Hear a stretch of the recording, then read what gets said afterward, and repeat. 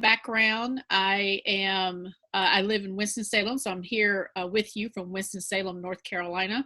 I grew up in Charlotte, North Carolina, and I come from Brooklyn, New York. I always claim my Brooklyn roots, but it's been really important to me that as I've gone through the span of my career, that I always look for opportunities to share information. One of the things that has always driven me is this idea, this notion that people, through lack of knowledge, through lack of resources, through lack of access, may not have the information that they need to be able to make the best decisions for themselves, whether it is for their individual selves, their families, their communities, their organizations, their businesses. And so it's always been very important for me to share information to make sure that people are included in conversations. And so that's what we're going to do today, is share some good information that you can put into action as you think it is relevant and important and valuable to where you are in your season of financial management, money management, for yourself, your family, and your community. I do want to also thank Lindsay Mills, author of Your Business Venture and co-author of Teach Your Child About Money Through Play. We're going to be doing 2 giveaways today during our session. And Lindsay is my business partner for over 30 years. We started a business in college, and then later became my husband. And we just had 25-year celebration of our marriage. So now we continue to work together. We continue to try to make sure we're getting good information out to folks. So during our session, please feel free to send questions in through the chat room. If there's any other questions that you need to know about me and my background, you can go to the Collins Group or collinsgroup.com, or I'm sorry, collins.com, and I will put that in our chat, and you can see a more extensive bio. And on me and on Lindsay and on the work that we're doing together.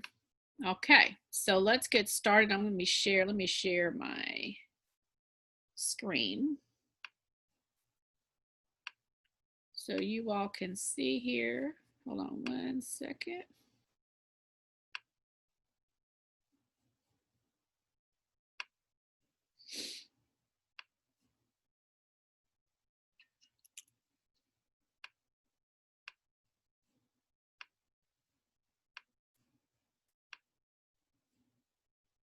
Okay, let me make sure you all can see this. All right, so can everyone see my screen now? Are we good? Yes. All right, thank you. Okay, so the topic today, Think and Grow Rich, and we're definitely going to be thinking about money and money issues and how we can grow rich, and we'll talk about what that means aside of the monetary. So what are different ways that we can grow rich? And one of the things that I've learned that's been really important for me, and also in my experience, and also as we're working with clients or organizations, is the importance of understanding our relationship with money. What are our emotional ties to money? What are things that we've heard, that we grew up with listening to?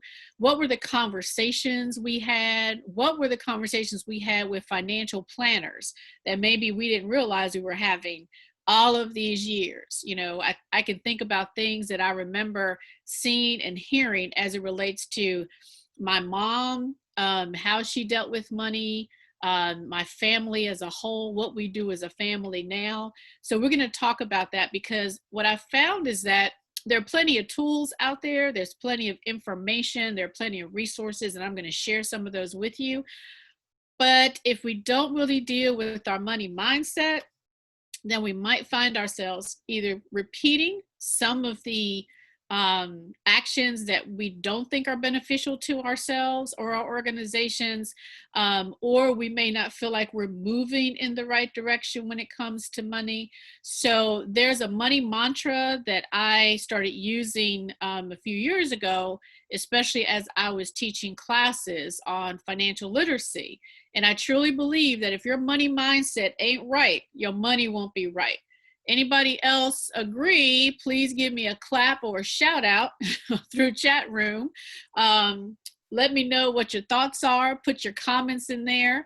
And I'd always use the example of, let's say there is a celebrity or an athlete and they sign a contract and all of a sudden they have this windfall of money.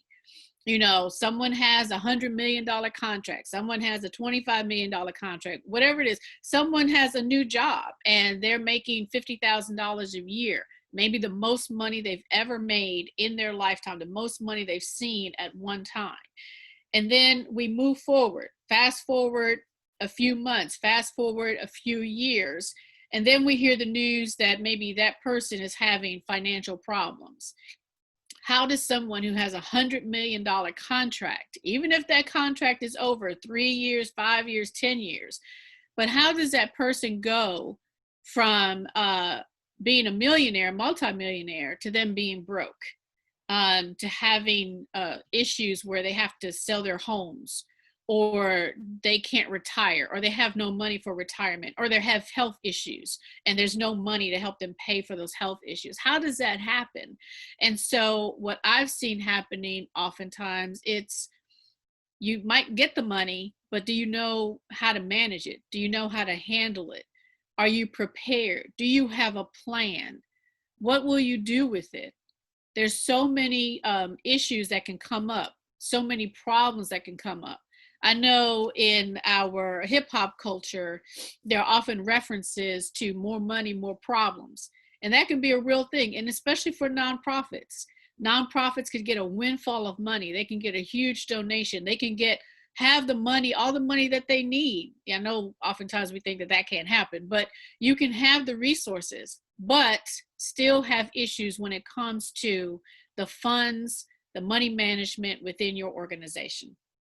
So let me stop sharing for a moment and let's see. I don't see anybody chatting. So what are your thoughts on your money mindset? Do you think your money mindset is where it needs to be? Do you understand what your money mindset is? Let me hear from you in the chat room. And if not, I'm gonna start calling on people. So let's make sure that you share that with me. I have a question. Can you give us an example of, say, a healthy money mindset versus an unhealthy money mindset? Thank you, Tulupe. That's a great question. And we're gonna get into that, but it's almost like one of those things where, not one diet works for everybody, right? There's all kinds of information out there about what you can do in terms of diet, nutrition, what exercise you should be doing. Should I be on the keto plan? Should I be on this? Same thing happens with your money management and your financial mindset, is what works for you. So what's really important and what we're going to get into is what is important to you, right? So what are the values that you have with money, in terms of how do you see money as a resource or as a tool for you? Is money something that you're always chasing? Is that the way it's always supposed to be? Is there more than just the monetary or the money that you should be thinking about in terms of what are your total resources? So there may be capital, financial money capital, but there may be other types of capital, such as your network, such as your reputation. Those are the kinds of things that can add in riches to your life.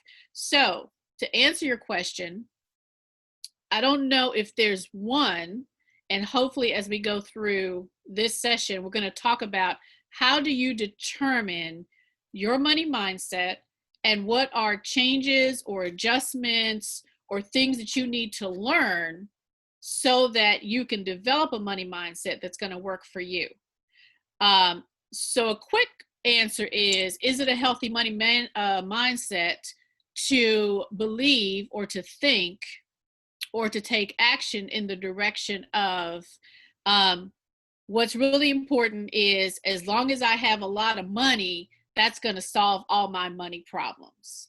Does that make sense to you, in terms of that's one of the things that people might think, as long as I have the money, I won't have any money problems? Does anybody agree with that? Is money going to solve all your problems? No? Yes? Shake your head. Mm-hmm. No? down, right? Something. So think about that in terms of, have there been times in your life where you had the money, but there were still problems that money didn't help you to solve? Or there were times where, yeah, if I had the money, I could have solved this problem and then moved on. But because of lack of money or resources, my situation kept lingering, or I was stuck in a place that I couldn't get out of until I had the money. All right, so there's a lot of psychology in this too, and I'm going to give you some resources to read. And one of the things we're going to start is talking about, like, for example, this book. So who wants this book? First person to put in chat room, I want this book, gets this book. And then we'll follow up with you to see how do we get it to you. We'll mail it to you. We'll make sure you get a signed copy.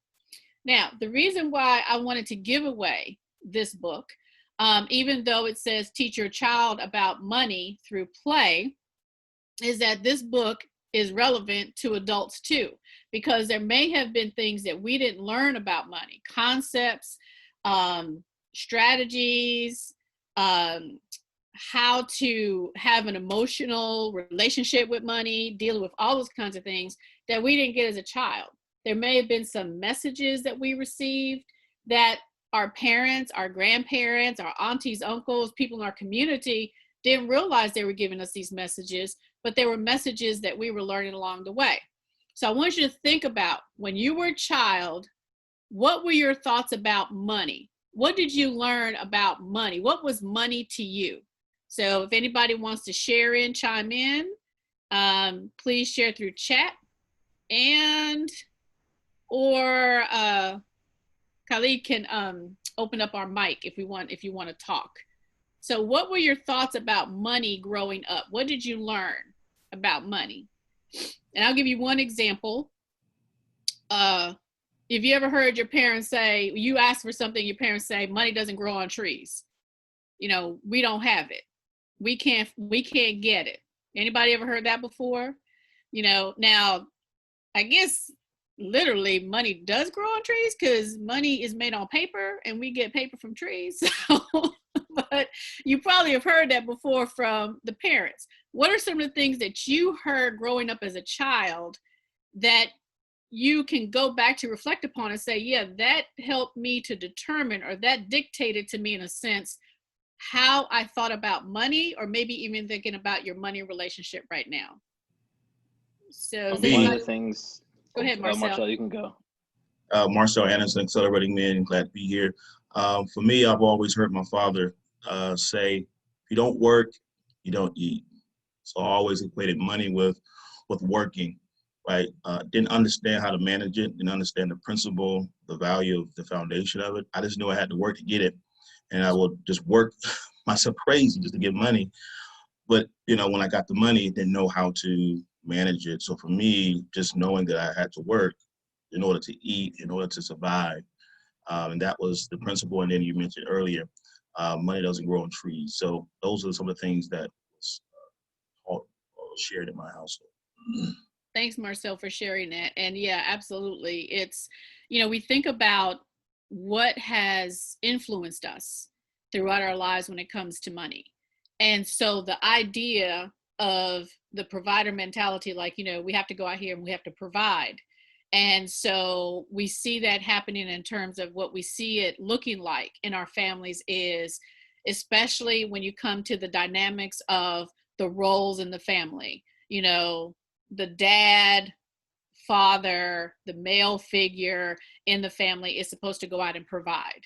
And so you have generations where that was like, that's my job, that's my role, is I have to go out and work and provide. And so if that means that I have to work and work and work and work and work hours and hours and hours and hours, I might miss out on family time. I might miss out on really getting to have a relationship with my children or my spouse or other people, members of my family.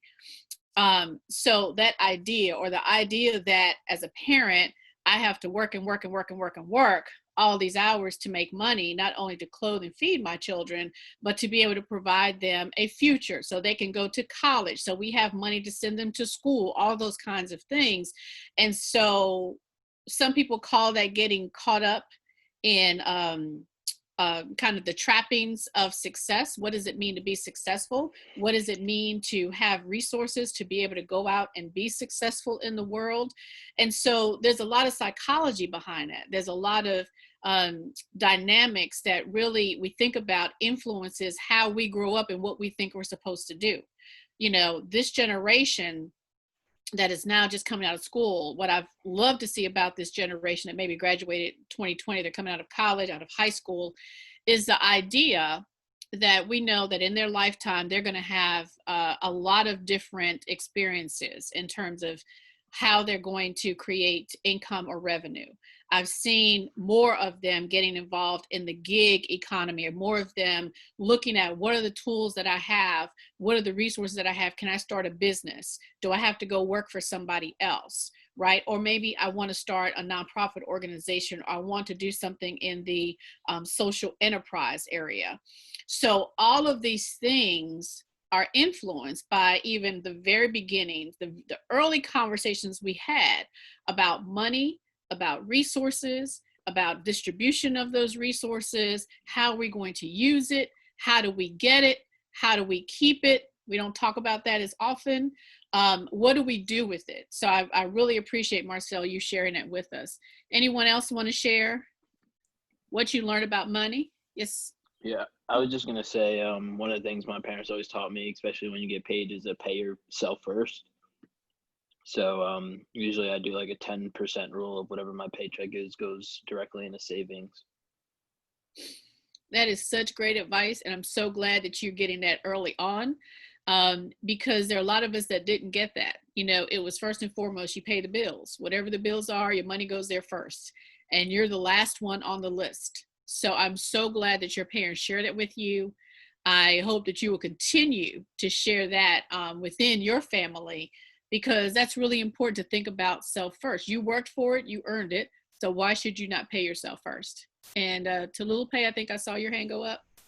Yeah, so oddly enough, we had some conversations around money in my house growing up. I remember distinctly being kids, and my mom used to pay us with Monopoly money for our chores. And then like at the end of the week or the end of the month, she would actually like give us real money, like in place of the Monopoly money. So if we went out and wanted things, we would have to use our Monopoly money basically. So, you know, but we didn't really have a lot of strong conversations around money in the house. But I do remember the distinct feeling of lack. Mm-hmm. We grew up economically unstable. So I remember us having like a consistent feeling of not having enough. And I believe that that then causes like some psychological space when you actually have enough funds, how you actually function with them. And everybody will function differently, right? So my brothers, one might be extremely cheap and clipping coupons. The other one has all the new gaming consoles whenever they come out. You know what I'm saying? Like the way we kind of came out of it is different.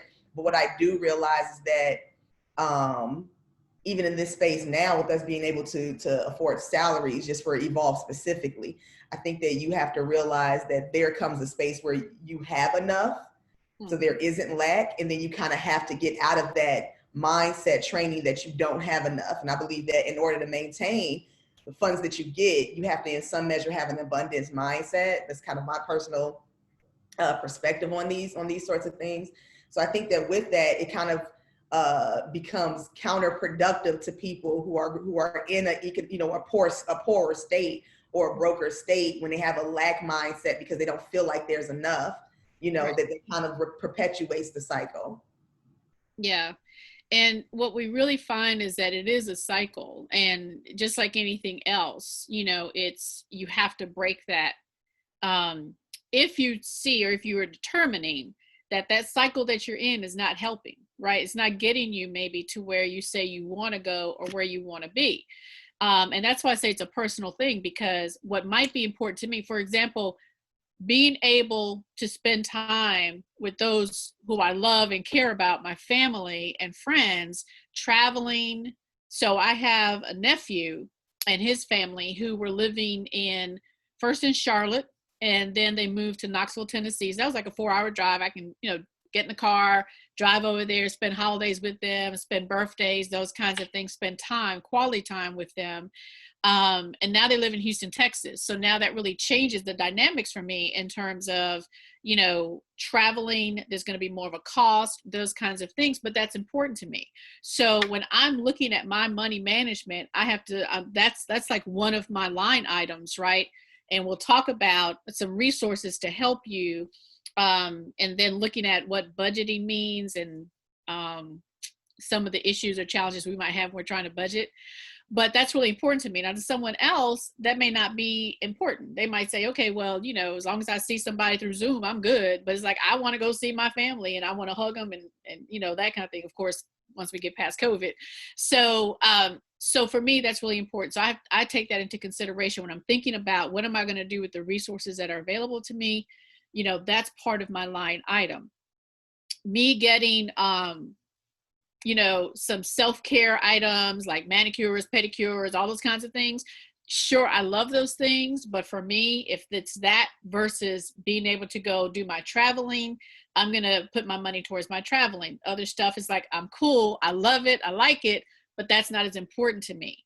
And so, but what's important to me should not dictate what's important to someone else in terms of what you feel like you need and want to do for yourself, for your family, for your community, if that's an important thing or focus for you, for your business, for your nonprofit. That's where we have to do the work to go through and think about what's really important to us. When I think of my family, my grandfather, Juan Vasquez, I like to make sure I say my ancestor's name, so I put it out there in the universe. But Juan Vasquez from Ponce, Puerto Rico, we used to call him, he used to be known as Tato. I called him Papi. He was like my father. But he grew up in the Depression, and he would always share stories about not being able to eat, lacking food. So kind of what you were talking about, you know, Tulupe, having a sense of lacking. He had 10 kids, my mom and her siblings, and I never, ever, ever saw him run out of food. Like he fed so many people, not only his own family, extended family, people in the neighborhood. Like, I don't know, he had a magic pot. I don't know how he did it. I don't know how he made as much rice as he did to feed everybody.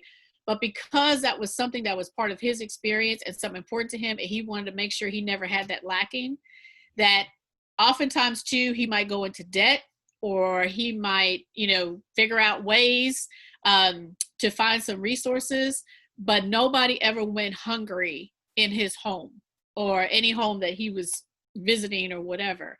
And so again, it goes back to some of those psychological things in terms of how that influences us now.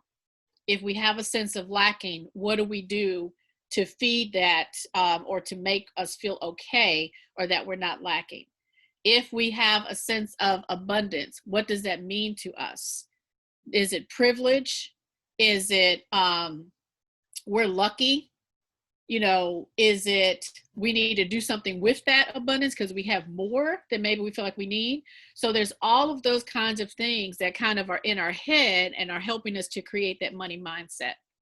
So Khaled, can you see if you can let me know who was the person who was the first person who said they wanted the book, and we will make sure they get this copy. And what I would encourage you to do with this is, if you have children, definitely go through this no matter what age. There are a lot of great activities in here to help them think through on money. This book was written for kind of the toddler age. It was actually inspired by Lindsay and his sister, Andrea Stevenson, as they were creating a book for our nephew, Corbin, because he is of that age group, and they wanted to make sure that children were learning some good money management skills. So in this book, but I would challenge you all to take some of these activities yourself. So if you don't have any kids, do the activities for yourself and see if that actually helps you to think about money a little bit differently. So Khaled, do we know who gets the book? Marcel Anderson. Okay, Marcel, thank you. And you were the first one. So you will get that, and we will contact you afterwards to get your mailing address and make sure you get this book so that it has a new home, and hopefully you will be in touch with us and let us know how you use the book in your home. Okay, very good. I see a lot of great comments. I'm going to come back to this in a moment. Now let me go back to my screen share. Michelle. And Kyla, we also have, I know we have some polling questions. So do we have those ready? Yes, we do. Okay, so we'll go to that in just a moment. Does someone have a question as I'm transitioning? No? Okay. Not as much a I question. think Lonnie wanted to say something. Okay, Lonnie? Yeah, not as much a question as is a statement. I think one of the things that I learned earlier on, and actually my first entrepreneur experience was as a elementary school kid. I built a relationship with the lady in the corner store and sold stuff out of my mom's house. But one of the things that I learned was that it's not how much you have, but how you spend what you have. Yes. And so what I'm finding though is that, you know, as I try to teach my kids that, and I bought my first car when I was in the 10th grade, brand new car. I later learned that I could have bought a better car, paid for it faster had I bought a used car. So, you know, I tell my son that now. So he at one point wanted to have the first video game every time it came out. So we looked at it and we talked about, okay, so if you waited 2 weeks till after your buddies have played it and they sell it back to the store, now you get it at a reduced price. And you could possibly trade it back in because it has some upsides to it. Right. Which is the better deal. So he became, you know, you open up those senses. But what I'm finding, and I'm sure you're probably going to address this, how do parents that don't have that background share it to help break the cycle that we may call the cycle of poverty, or the cycle of I want more, but I don't know how to get it? Right. And I think, Lonnie, and that's a great question, because it really is, people can't share, like I can't share something I don't know, right? Like I can only share what I know. And that's why I bring up and I ask the question when I'm doing sessions like this, like what do you remember hearing or seeing when you were growing up, in terms of that helped to shape how you think about money? Tolupe, you know, alluded to, or she talked about in her own experience. And even though everyone may have grown up in the same household, or, you know, got the same lessons or messages, doesn't necessarily mean that everybody tracked it the same, that everybody received it or absorbed it the same way. So I've seen situations where, like, for example, I have a friend who shared with me how different her kids, you know, were when it came to money. Her firstborn child was a daughter, and as soon as she got any kind of money, it was like gone. You know, she was spending it. She was not a saver. She never had any money left over. So holiday money, you know, birthday money, chore money, whatever it is, even when she started working, like, you know, after school, during school. And, but her brother, who was younger than she was a saver. And the situation ended up being where the brother, who was the younger sibling, would loan money to his older sibling at a pretty good rate, like 10% or more. And I've seen that happening. I've also seen it happening within the dynamic of my nephew that I mentioned earlier, when I was told that the same thing was happening in their household, where the middle daughter, or the younger daughter at the time, she was a saver. And so she was loaning money to her older sibling. So that's pretty interesting. At an interest rate, like charging them. And so when her mother asked her, said, Jasmine, why are you loaning, you know, you're charging your sister a fee, like a loan fee, right? And so she said, well, why are you charging her a fee? And she said, because she has to learn, because she never has any money. Now, these two, you know, young women are in the same household. They have the same parents, but yet each of them have come up, like their money mindset is different. One is a saver, puts her money away. In fact, she has a vault where she keeps her money. The other one can't hold on to money, it seems like. So I think what happens is people can't share or teach what they don't know. And so unless someone is introduced to new information, unless someone is introduced to new information that leads to maybe an experience. And so that's why, especially like for nonprofit organizations who are teaching or are focused on financial literacy with youth, one of the things we recommend is that if that curriculum or that program doesn't take some time talking about the money mindset piece and just focuses on the tools and doesn't provide them with some hands-on experience, then they may fall short of their goals. And how do we really change that mindset? How do we change a poverty mindset, if that's what we're looking at, to an abundance mindset maybe, or a resource mindset? And so there's a lot of language out there. Some of the language I don't like that we use, like using poor versus broke and that kind of thing. And that's a psychological thing. I think we need to really think about the language we're using, and especially when we're doing programming and curricula. But that is a language that people are using out there. So I think that one of the ways that we can combat that is making sure that we're providing programming resources through our community networks, through our community resources, that in our homes, we are having these conversations. But again, it's kind of hard to have a conversation if you don't even know where to begin, or you don't even know what the resources are. The conversations I have about money now are very different than when I was, young or in high school or in college. I can think about the money that I spent, my student loan money, because I didn't know any better at the time, that I spent for my living, for my lifestyle at the time as a college student, that I really wish I would have had that money back.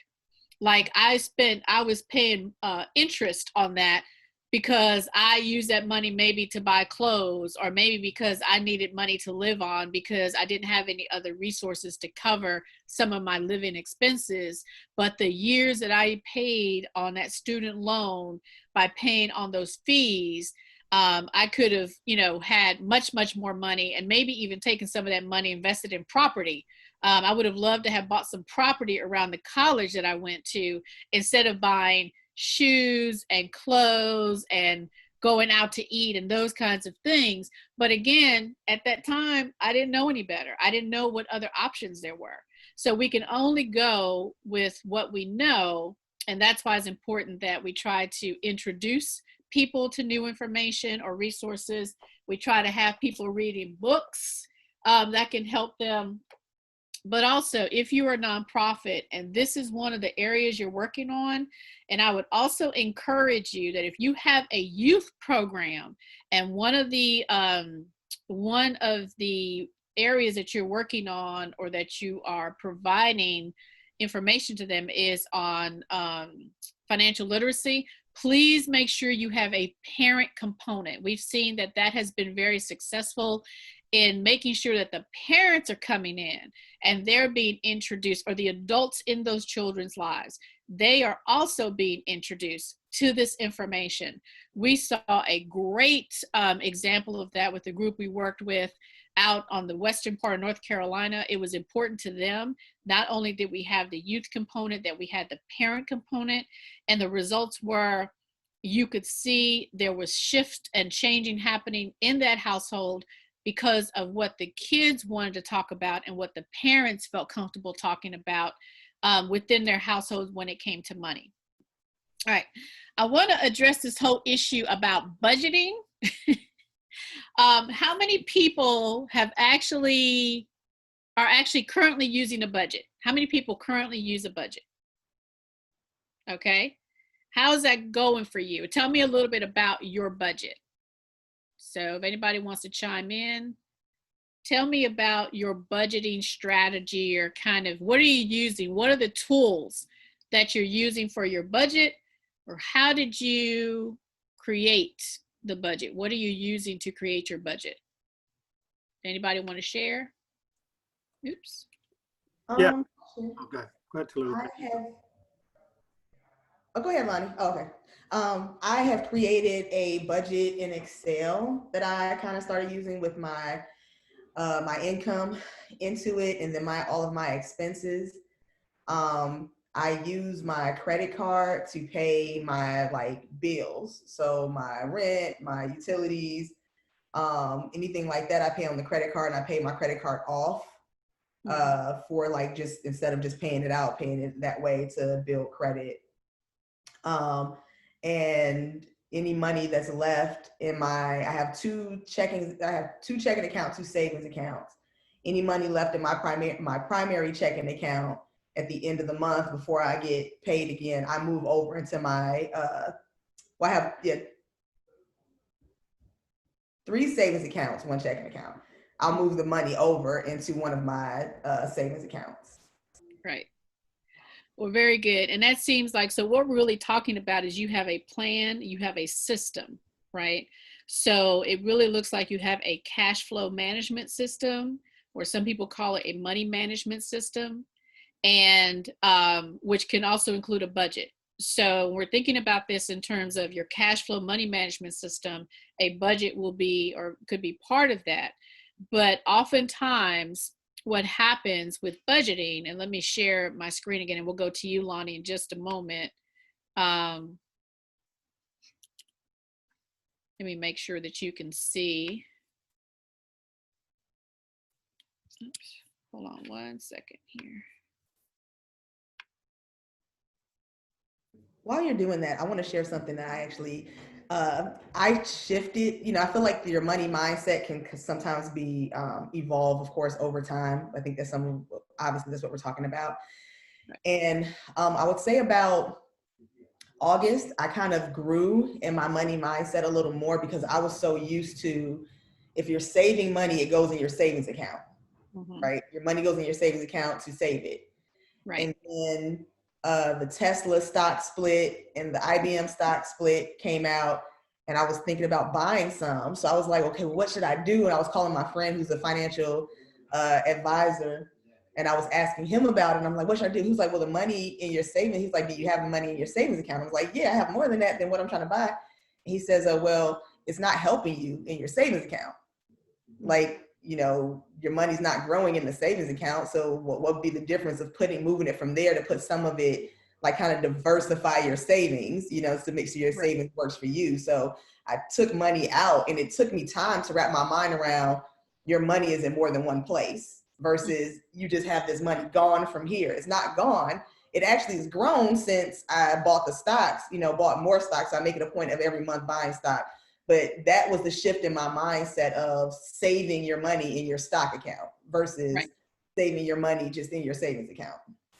Right. And again, it goes from your shifting of how you defined, right, or what you knew that savings meant, to now saying, oh, well, here's a different way of looking at it, right? So, because when you think about it, when people think about retirement savings, it's usually, that's when people thinking about the 401ks, they're going to invest in that, or they're going to buy stock because they're looking forward to, or they're looking to a retirement, instead of looking at it as an investment. So it's like, I'm saving to retirement, not necessarily that I'm investing into my future or into the things that I know I want to do or eventually want to do. Understanding that the retirement age, like, there's no law that says you have to retire at 65. That's a number that was created based on our economic system here in this country. So that's when, the government says, well, at this age, you qualify to be able to get these things. But we know that there are people who will say, I'm 35 years old and I retired, or I'm on my second retirement. So I like that you shared that, Tolupe, because a lot of it is how we shift, right, our understanding of, or our beliefs about, what do these things mean? What does it mean to be retired? What does it mean to be an investor? What does it mean to be a saver? What does it mean to be a spender? And what does it mean to be a giver? And so we're going to ask that question in just a moment. In fact, let's see, Khaled, can we put that poll question out there? Let's see here. All right, so I think I started the poll question. Can you all see a poll question popped up?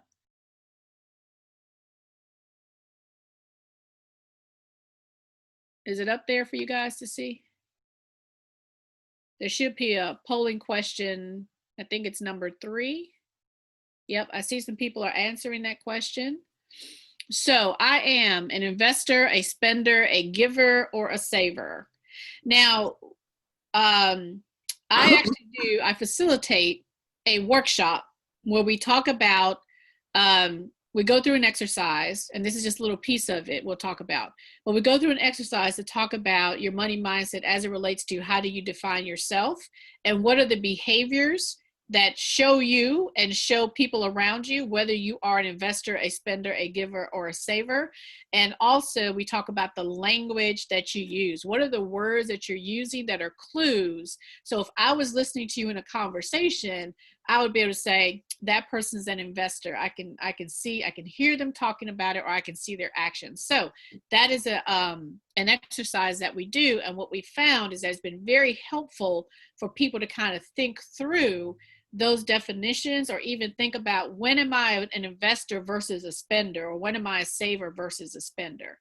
Okay, so right now we have about 50% of you all are saying that you are savers, 33% say you're givers, and 17% say you're investor. So Michelle, I'm the outlier, because I can't answer that, because I spend my time doing some of all of those.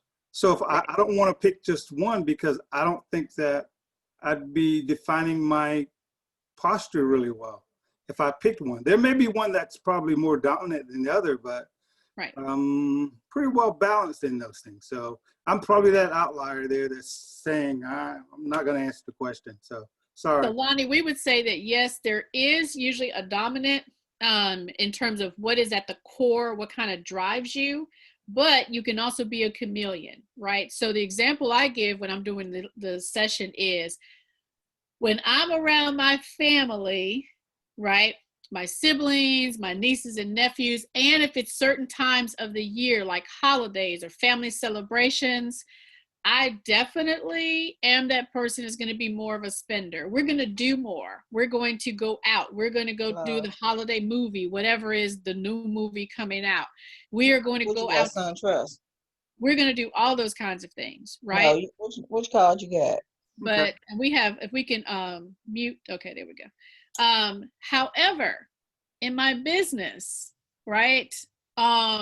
When it comes to thinking about what am I doing with the revenues for my business, then I'm going to be the person who is more of an investor, more of a saver, but also understand that I have to be a spender sometimes, because I have to invest in maybe technology. So I need to maybe buy equipment or update my equipment so I can be able to deliver the business services and products that I'm offering. So I think in your case, I would say you're probably a chameleon. There probably is a core to who you are, like what drives you. But you have learned along the way, because of your money mindset, because of your experiences, maybe you can identify more clearly than other people might be able to identify, when is it that you're an investor, a spender, a giver, or a saver. Okay. So I appreciate y'all participating in that. What I'm going to do is, let me go back. Hold on one second. Okay. Let me take us back just to a moment on about budgeting, because I want to make sure we answer this question, because part of the write-up for today was talking about budgets. So Tolupe shared with us, she uses an Excel spreadsheet. She's created that for herself. Definitely what you want to look at is, what is a tool that's going to be most useful to you? Some people want to do an Excel spreadsheet. Some people might want to get a ledger and actually write it out. Some people will say, okay, every month I'm going to go through my banking statements. I'm going to use the tools that maybe they provide on my online banking. Some people will look to tools such as a mint.com. I'll share that with you later as far as a resource, but you have to think about what is the tool that's going to be most useful to you. The issue with budgeting, why it doesn't work for some people, is because people may feel like, okay, well, if I put a budget or make a budget, that's going to be restrictive.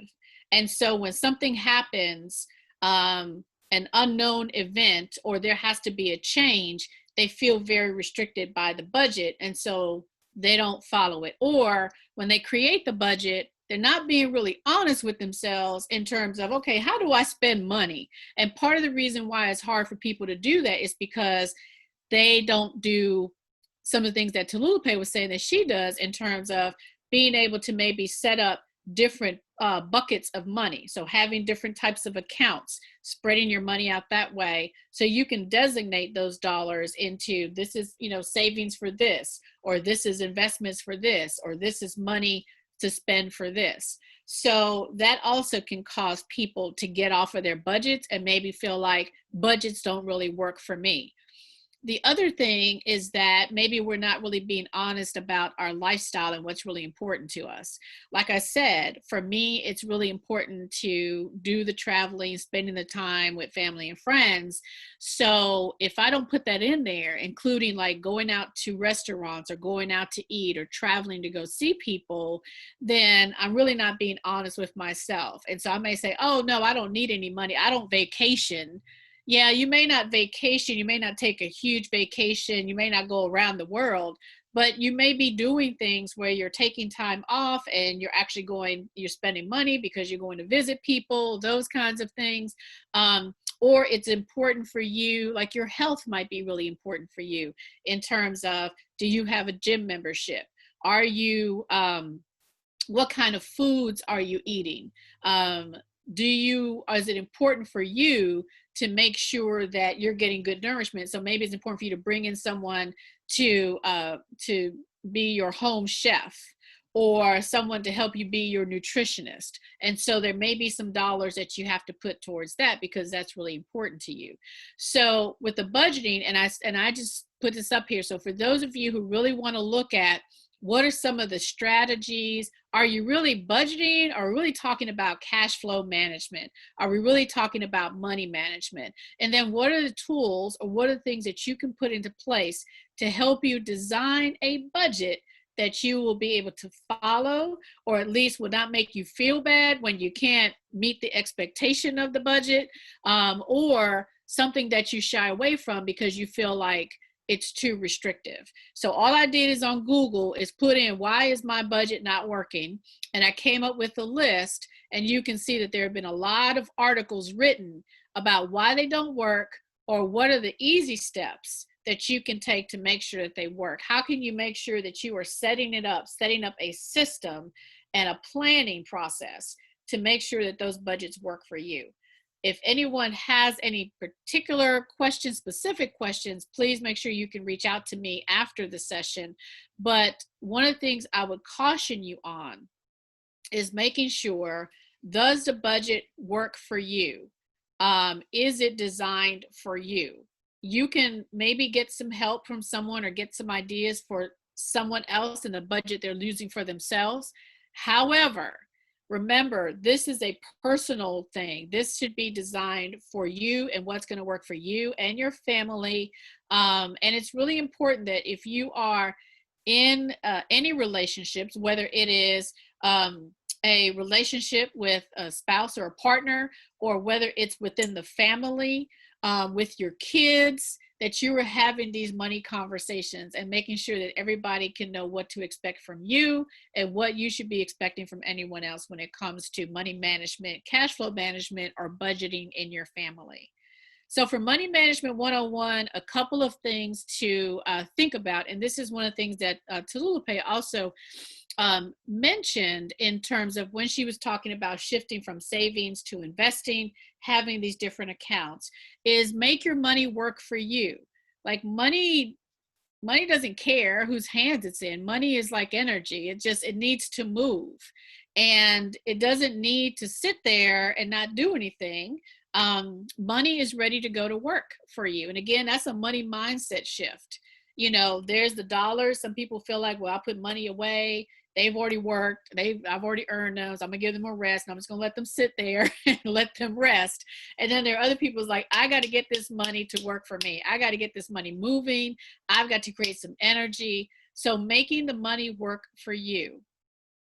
To thine own self be true.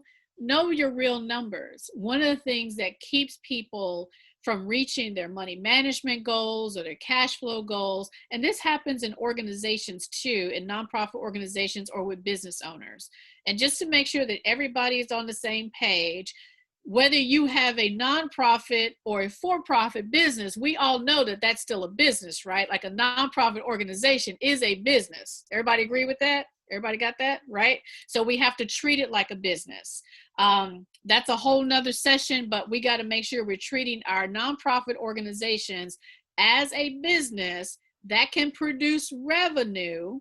Okay, doesn't mean you can't make any money, but you can produce revenue through your services or products to be able to sustain your mission and vision, to be able to continue to invest in the work you're doing. So I just had to put that plug out there. Knowing your real numbers. Here is an area where budgets fail, and here's an area where your cash flow management fails oftentimes. We don't know our numbers. I mentioned Lindsay earlier. As a financial planner, he can share stories about where he sat down with couples, like with people who are in a relationship, whether they are legally married, whether they are partners, whatever their legal situation is. They sit down and have a conversation, and that might be the first time those two people have ever had a conversation about money. And it could be that they've been in a relationship a long time. It could be that they've been married a long time, and neither one of them knows why they're in the financial situation they're in until they start to have those conversations. Well, what's your daily routine? Well, every day I go get, Starbucks. I go get the $5 coffee. Maybe I get $10 worth of whatever at Starbucks. Every day I'm at work. That's $50 a week. Now we're talking about $200 a month. Now we're talking about over $2,000 for the year. And the other partner or the spouse is saying, well, I didn't know you were spending, I thought you were taking coffee from home or whatever. So why are you spending that much money? And so here it is that these two people are living in the same space, but they're not having money conversations. And that could lead to some real problems and issues. The same kind of thing could happen in our organizations. Does your nonprofit organization have a financial plan? Right? Not only a sustainability plan, but what is the financial plan? What is your planning process? How do you address the financial needs, the resource needs that your organization needs? Is it just having a conversation saying we need this, or we're running short on this, or we're lacking this? Or is there a real plan that is being put together and everybody knows that plan and understands that plan and the role they have in making sure that that nonprofit organization not only can be sustainable, but can also create the resources or produce the resources they need to be able to do the work that they want to do. So making sure that you know your numbers, the people who are going to be involved in your money management, who are going to influence, who are going to benefit, do they know their numbers? And together, do you know the numbers, your numbers together, and how that's either working for you or not working for you? We asked the polling question, are you a giver, spender, investor, or saver, right? At the core, what drives you? Giving? Do you find that you often your money first and foremost goes to help other people? That's really important to you. And sometimes you may put yourself on the back burner. Sometimes you may go without because it's so important for you to give and help others. Are you a spender where it's more important for you at your core? You think about in terms of what do you need? What do you want? How do you get those things? How are you going to spend money to get those things? Being able to have a sense of I'm going to live for today because maybe tomorrow's not promised, those kinds of things. If you see it, you want it. Money doesn't stay in your pocket too long. Are those the kinds of things that kind of drive you? Are you an investor where you're always looking for the return on investment? Before I spend anything, before I give anything, before I save anything, I need to understand, how am I going to benefit from that? How are these dollars going to grow for me? What is my return on investment or my rate of return? Are you a saver? It has to be proven to you that the money has to be spent. You are going to be saving for tomorrow. You're going to be saving for that rainy day. Are those the kinds of things that drive you? Making sure that you are not going to be lacking, making sure that you have something that you can tap into, not feeling like you have to spend any money or you don't want to spend any money, because that would not be to your benefit overall. So here are the kinds of things that, if we are honest with ourselves, that we can learn from in terms of not only the language we use, the behaviors, the actions we take, that tell us, are we a giver, spender, investor, or saver? And also shows us, when are we? Like, know the when, where, who, why, and how. I always talk about that too. I know with certain people, I'm going to spend more money. Like I said, when I'm with my family, it's the holidays, we're going to do our Puerto Rican thing. We're going to do our family thing. We are going to have a good time, enjoy each other, those kinds of things. So I have to plan for that. So also, how do you spend money? Are you spending your cash? Do you carry cash around your pocket? Is that with the downfall? Is it your, do you have your debit cards and credit cards with alerts to keep you, in place, to make sure you're not going beyond what you're budgeting for, to make sure that you're paying attention to how much you're spending? Do you have questions or system that you go through to make sure to check in with yourself? Like a class that I taught, I shared with the participants, before you buy something, especially if that's an issue, if you feel like you're overspending or you're spending too much money, then are you asking yourself this question: do I need it? Do I want it? Do I have to have it? Even though it's on sale, can I really afford it? Just because it's on sale doesn't mean necessarily it's affordable.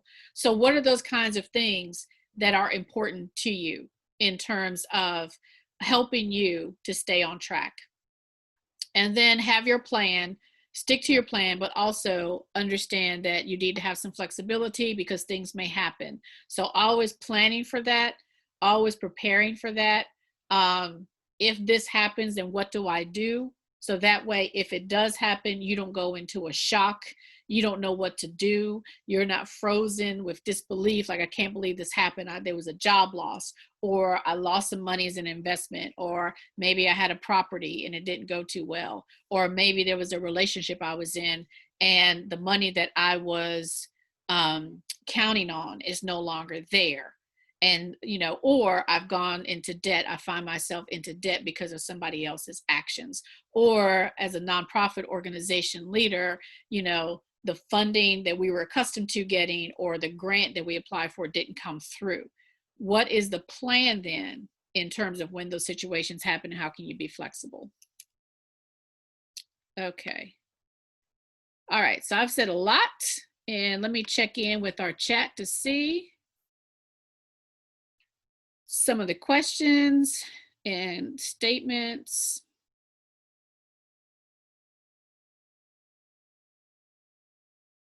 All right, so it looks like we're all tracking along pretty good. I appreciate your comments and what you've shared there.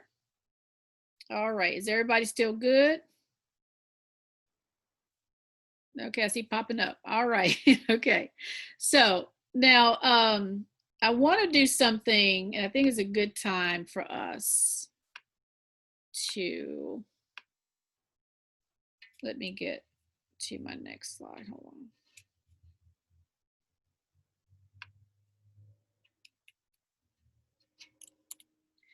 All right, so on the theme of being ready for the unexpected, I'm going to share my screen, and I want you all to think about this scenario.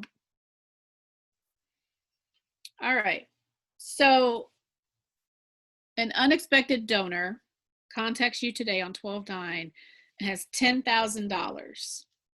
And they need to get rid of it. It's end of year. They're trying to make sure they donate this money. All right. And they want to give it to your organization before the end of this year. So 12/31/20. And the stipulation is the donation must be entirely used by February 1st of 2021. And I hope I put 2021 there because, oh, sorry, it says 2020, but we mean 2021. So they ask you the following. How will you use this donation of $10,000? They ask you, what are your top 3 needs for your organization? They want you to give specifics, like how much would you use? Would you use the $10,000? Would all go towards one thing? You know, how are you going to use the money? When, where, how, why, etc. So what is your response? I want you to take a moment to think through that scenario. If you have someone else that is part of your organization that's also attending today, if you want to kind of chat with them privately, you can send your responses to them and come up with your, organization response. But what would you do? And this is something that I've seen happen, end of year, organizations, big organizations, foundations, corporate foundations, a donor who says, I'd really like to give some money. I have some dollars to give, and I'd like to give it away. And they come to you and say, I've got this amount of money. What are you going to do with the donation? Do you accept it? Do you tell them no, thank you? And then if you do accept it, if you say no, thank you, why? And if you do accept it, what are you going to do with it? So we're going to give you let's work on this scenario for the next 5 minutes or so, 5-10 minutes. What is your first thought? What are you thinking your organization needs? And then we're going to come back and share that with each other. All right. In the meantime, if you have any other questions, please make sure you share them, and I will be reviewing those.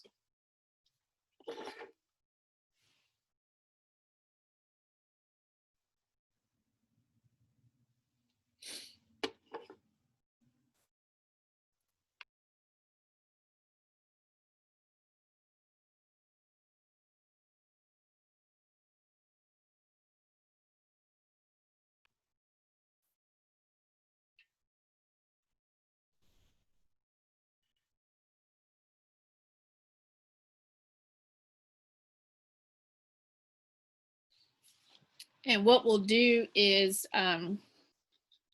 people are ready to share, we'll open up the mic and let you share.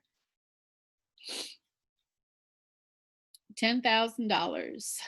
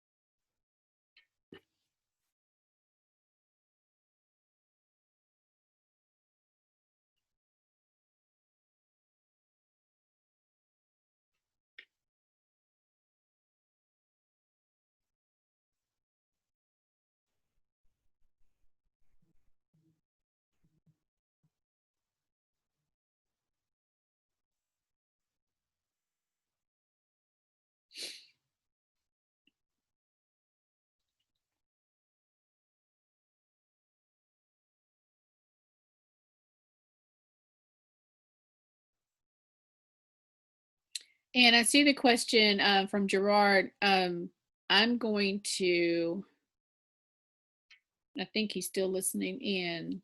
I'm going to defer that question over to Lindsay Mills in terms of any other suggestions that he has regarding any other plans. I know that they are still around. I also know that during, with this current administration, there have been changes, of course, to tax law.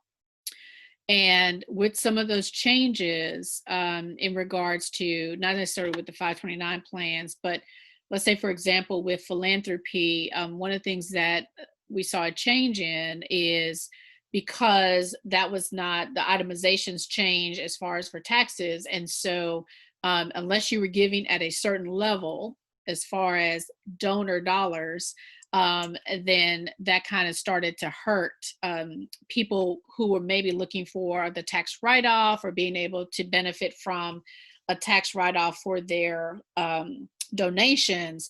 That started to drop a little bit. And so there have been articles written by philanthropy groups that talked about how understanding tax changes, tax policy changes may affect philanthropy, may affect individual families in terms of things that they may have been able to use as to reduce their tax liability. When those tax policies change, that starts to change behaviors, and that can also change the outcome. So for example, when the 529 plans were created, there was a need, or at least there was a recognition that we need to make sure that people are saving, or we want to encourage people to save for educational expenses, for their children's educational expenses. So you see that somebody came up with, hey, why don't we go ahead and create a policy or law that allows us to be able to then create a tax credit or include that in our tax credit system.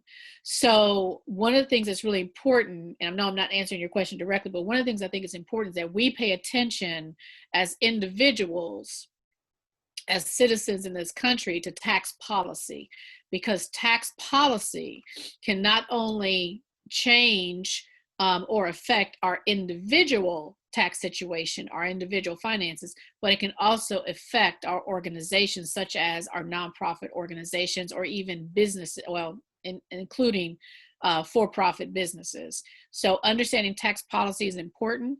Understanding the different types of credits that are available to you as a business owner, or to you as just an individual citizen, is really important to understand that. And so if you don't know that, then make sure that you are looking to work with a tax advisor or a tax professional, or do your research to understand what are those. Like for example, with the health insurance, a lot of people don't understand with the Affordable Care Act that went into policy and law, I guess not quite a decade ago, or about a decade ago, that is really a tax credit that people receive. So the reason why people were receiving a subsidy, they call it a subsidy, but it's a tax credit that allows them to receive credits throughout the year to help offset their health insurance premium cost. So, and again, that was created to encourage more people to sign up to get health insurance and have access to health insurance. So Lindsay Mills has responded, yes, 529 is still a great option for education. Also, Roth IRA may be an option if the kids have some income.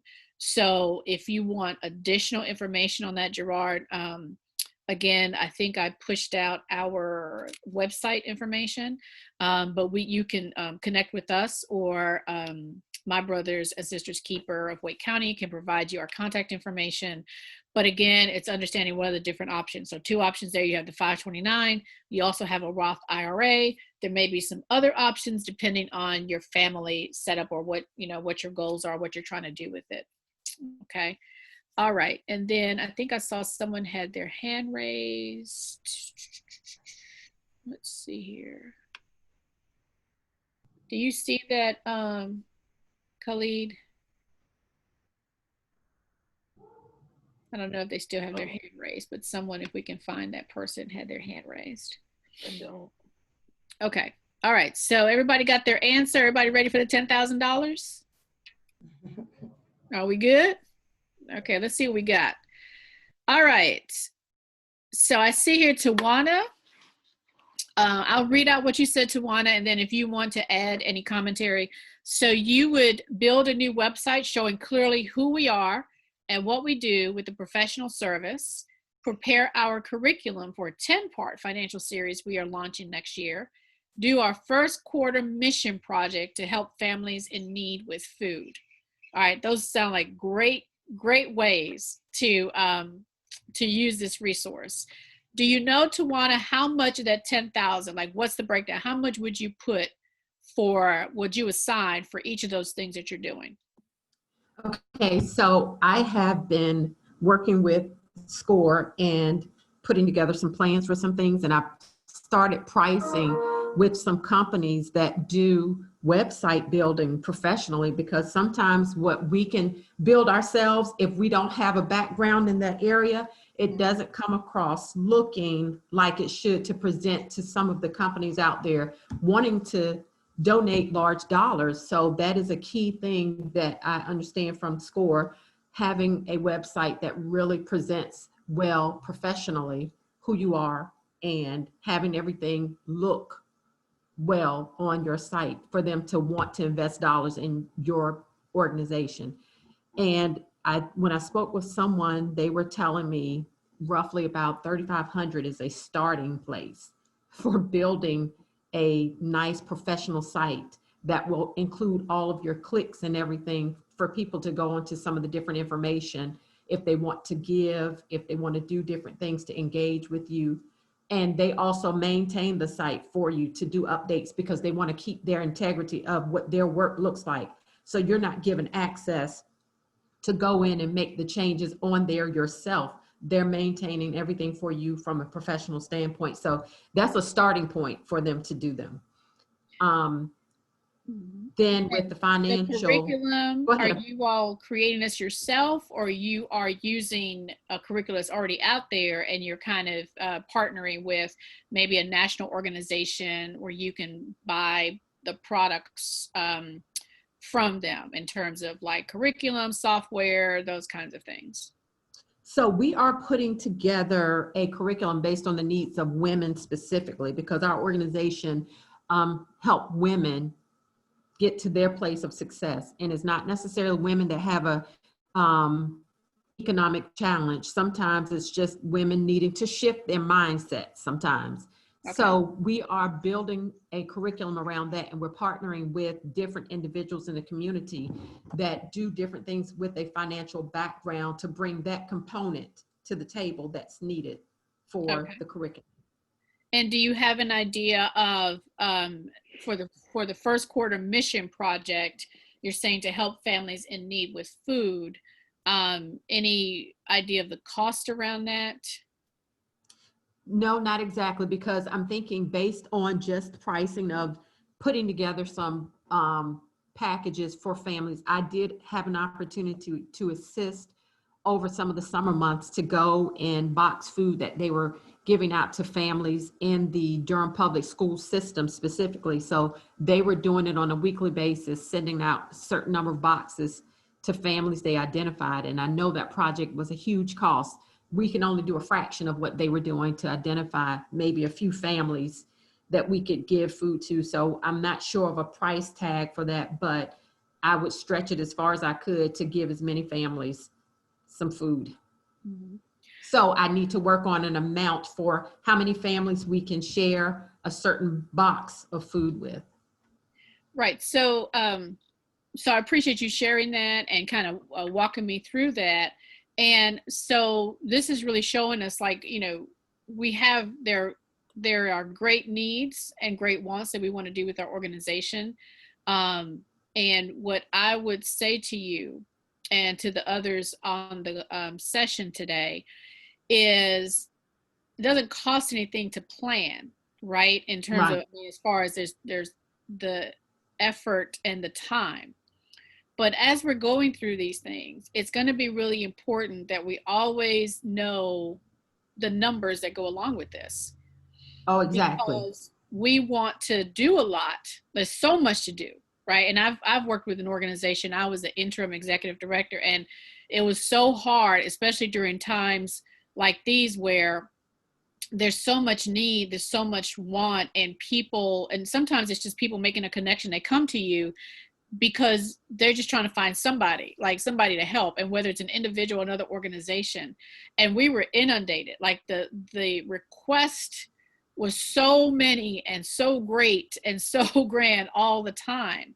And so one of the things to be really careful of is that if we understand what our capability is, and as you all are going through, especially as you're working with the My Brothers and Sisters Keeper program, where we're looking at talking about collaboration, talking about shared resources, talking about knowing what's available in your community to be able to help you do the work that you do, so you don't have to maybe be the person that necessarily is doing it, but maybe you are the person who is connecting folks to a resource that they can use. Or you can partner with someone by making sure that folks have access.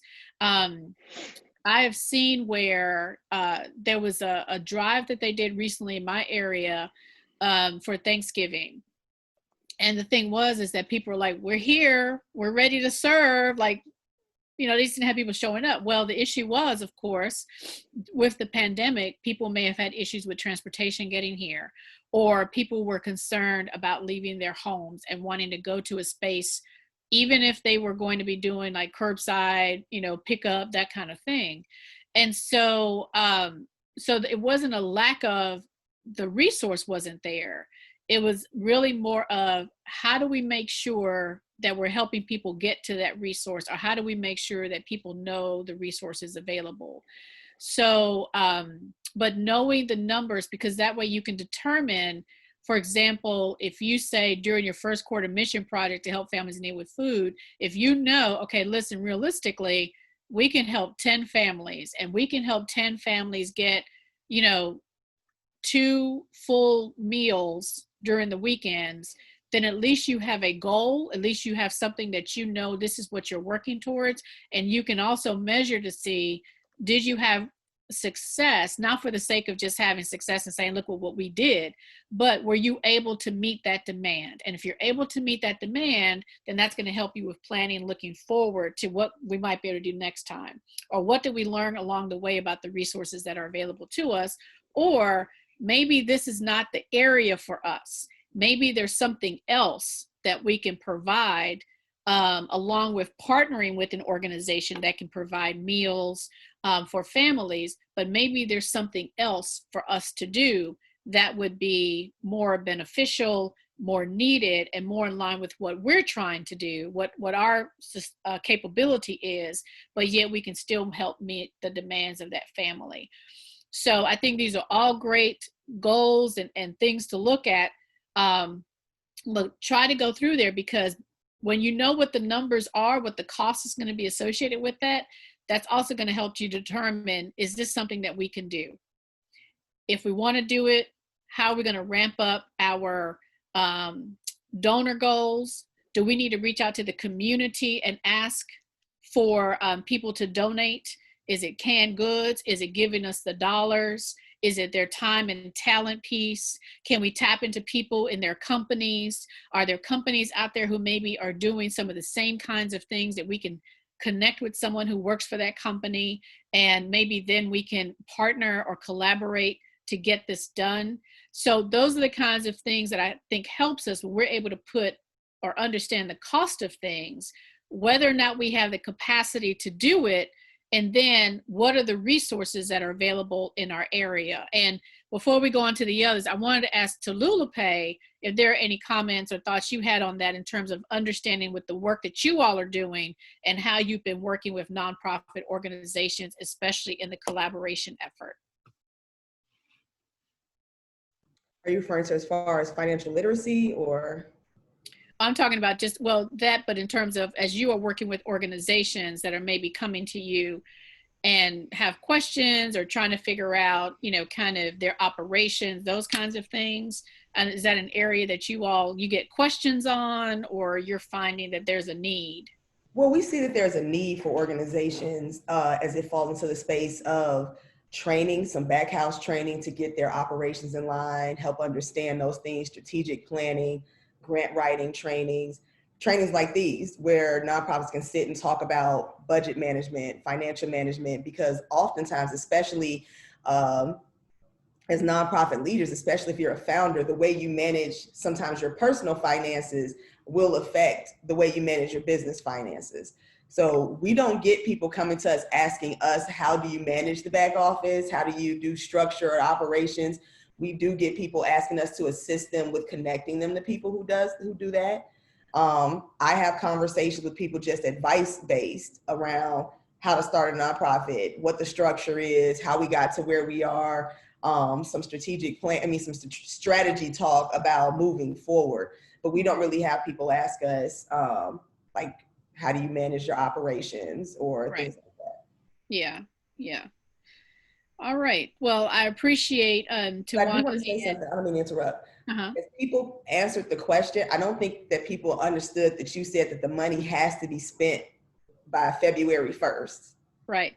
So can you just take a step, just 2 steps back to go over that part? Because sometimes, like you said, there are organizations at the end of the year that have pockets of money that are left over that need to be gotten rid of. So they'll give them out to organizations, but you have a time frame that you have to spend the money. So I know that some of the questions were, some of the answers were centered around if they had $10,000 for the year, it seemed like if somebody was giving them $10,000, what were the top 3 things? But the question was if you had it and you had to spend it all in January.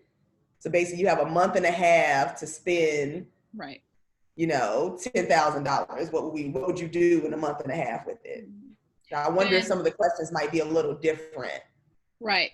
And the reason why I posed it that way is because, well, you never know, why people have whatever stipulations or organizations have whatever stipulations when it comes to funding. But that could be a real case scenario where they're saying, okay, we want to see, is this organization ready? Like, is this organization showing us that they have the capability to get this kind of windfall or this kind of amount of money? Could be that the setup is, if they see how you spend it and they like what they're seeing in terms of, were you able to do what you said you were going to do? Were you able to meet that requirement? Then there may be some additional monies that you would be open, would be open to you to get. But my whole point in putting that deadline too is that you never know where resources can come from, right? Sometimes you don't even have to ask. Like, I'm part of a giving circle, and we did a campaign where it was just like we were the secret donor, and we just showed up at organizations' events, like annual giving events that they had, or annual fundraisers, because we saw the work they were doing. And I think it's important that individually, for me, that I support organizations even when they don't ask for money. Like, if you see people doing good work, support them, is my philosophy in my philanthropy. And so, but I've seen situations where an opportunity was presented, and kind of to Tawana's point is that people are looking to see, do you look like you have the capacity to manage this money, to have this money, this funding coming into your organization? Are you ready to use it in a good way? Like, is there a story that you're going to come back to us and say, this is what we were able to do? This was our success, right? I was consulting with a group in Virginia years ago, and the group had the opportunity to get funding from a major organization that was going to give them major dollars. Now, this group started grassroots. This group started from the community, like over 20 years, 30 years experience. It was created in a Black community where folks from that community created a emergency response team, right? They started then to be able to make sure that Black folks could get to hospitals that maybe at that time when they first got started, people couldn't go to certain hospitals. And from there it grew, and their reputation grew in the community, and they became a volunteer EMT service, right? So people across the state knew this group, they knew the people involved with it, that kind of thing. There was an organization that wanted to give this group money, but the issue they had was the nonprofit did not have a online money management system, or they didn't have an accounting system that the donor believed was going to be something that was sustainable, especially as you started to add in bigger dollars. Like, we're talking about, they were going to be able to get, I think the first gift was like $25,000 donated. After that, they could get set up for even more, tens of thousands of dollars to donate to this organization. The organization was doing fine. They did everything by paper. The person who was mostly involved and knew, like, she knew where every penny went. She would write it out on paper. She had her system, but it was not meeting the requirement of the donor. The donor hired me to come in because they wanted me to help set up a system and get them to change from this paper system that they had to now using a Quickbooks or an online system. So the issue is that here was an opportunity for this organization to get many more dollars that they needed, because everything had been on shoestring budget. Everything had been, they were making it work as best they could, and they were providing these services in their community. But those dollars really could have helped them to be able to hire people, to get newer equipment, those kinds of things. But there was a stipulation, and it had to be done within a certain time period. So sometimes— Sorry, I didn't quite catch that. Could you please repeat it? Oh, sorry, Siri's trying to be in my business here. So anyway, so what ended up happening is we set everything up, but as a consultant, I came in and said, well, this is great. You know, QuickBooks, sure, it'll be easier for her to manage, but you're trying to get someone to change their habit. You're trying to get someone to change what they're comfortable doing and switch it to a totally different system to accommodate a donor. And that's another thing we had to be really careful about too. So that's why I even asked the question, do you take the money? Like with these stipulations, do you take the money? Or do you say, we appreciate it, but this time we are not in a position to be able to meet your requirements. We don't think we can get it, you know, spent by that time frame. Or maybe we don't have a plan as of yet and we don't want to accept money and then not know what to do with it. Sometimes that scenario could happen. But to Talulupay's point is that the requirement in this scenario is you got to spend it in a month. So do you have a plan together? What would be your top 3 things that need to be done right now? What are the ways that you can get the most bang for your buck? I don't know if anybody put in here, is there an opportunity to take some of that $10,000 and increase the value of it by doing some kind of fundraiser? Or would we be able to take the $10,000 and put out a challenge grant to be able to increase the amount of money we're getting? So can we use that as a way to say, okay, $10,000, we've been given this, but you know, we need to raise more money off of that. Is there an opportunity to seek out a potential other donor to show them that you're getting us $10,000, and would they do a match for that $10,000?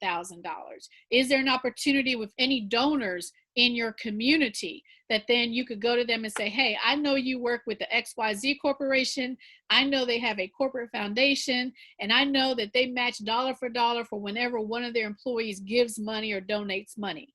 Can you please check into that? Would you be willing to match some of these dollars with your own donation? Would you be willing to tap into your corporate matching gift program so that we can, you know, bring in some more money? An investor would be thinking about that. A giver would be thinking about, okay, how can we get this money out as quickly as possible? A spender may be looking at, how do we spend this money for the things that we want, you know, to be able to do that we didn't have money in the past. A saver may say, well, I know we're supposed to spend it, but it would be great if we can save some of that money and put it, you know, aside so that after February, we know we're going to have some expenses. We know we're going to have some needs and wants. So how do we make sure, how can we get some of that money and put it aside and save it? So again, that mindset mentality that you bring in as an individual person can sometimes impact and affect your organization in terms of how do you manage that kind of money. Each of those different personality types or mindset types are going to approach this differently. What they see as what is the opportunity will look differently to maybe each of them. What they see as what are the potential problems or hazards with taking on this money will look differently to each of them. So that's why it's really important within your organization that you are thinking through these plans. Think about these different scenarios. If we had this amount of money come in, if we were able to produce this amount of fundraising on a monthly basis, what kinds of things would we already have in place so we can take advantage of that? What would we put in place? What are the things we would ask for? What would be the things that we would negotiate? Any of those things. I see rental space, office supplies, 2 faith curriculum programming systems, annual mentoring fundraiser, office space, stipend for social media intern, adopt families for Kwanzaa. Let's see, is anybody else? Do you think it would be hard? Do y'all think it would be hard to spend $10,000 in a month? No, Tulupe says no. I mean, especially if like as far as office space, I would pay our space in advance. So it wouldn't be all of the funds at once. It would just be this $10,000 would get stretched, but it would go out of our account immediately. So I would pay our leasing office to like half of it or whatever to, pay us up in advance for our space. Of course, we need a social media intern, and we would just give them a stipend for helping us. And then adopting families in need and giving out food and supplies to people in need, that money can go quickly. Yeah, it can go really quickly. Shouldn't be an issue. Sometimes though, giving away money, sometimes spending money can become quite complicated. So again, that goes back to making sure we're having a plan. So now that you have your rental space and office rental space paid for the year, then you're saying, okay, now we have that taken care of. Now what's going to become that void? What's going to fill in? Because before you were thinking about, we had to pay this rental space. We were making, however it was that you were able to pay that rental space. But now that's paid for, what are you going to do with those dollars? So the other part of it is that if this $10,000 was able to help you in terms of paying something forward or paying something for the year or taking out a debt for the organization or reducing a debt or reducing an expense, you no longer have that expense. You were able to manage paying on that expense on a monthly basis. Then what are you going to do with those dollars? Because now that expense is no longer an expense. So how are you going to then pivot and use those dollars differently? So there's a lot that goes into not only receiving that money, what are you going to do with it? And then how is that going to impact or change your budget? How is that going to change your financial plan for the organization going forward? How are you going to leverage those dollars in terms of, is there a way to promote that so that maybe you could get some other dollars? Maybe there's some other people out there that have $10,000 they want to give away before the end of the year. So there's a lot that goes into thinking through that, not just accepting the check or accepting the donation, but what else do we need to be thinking about in terms of if we were in this type of situation? I know Marcel had raised his hand some time ago. Yeah. Marcel, is this your question? What are your top financial systems for nonprofits to use? Yes. Okay. Because I think you talked about, you gave an example earlier about the organization that was handwriting all of their documentation, and you were hired to kind of reevaluate, reassess how to implement a new system for them to use the dollars.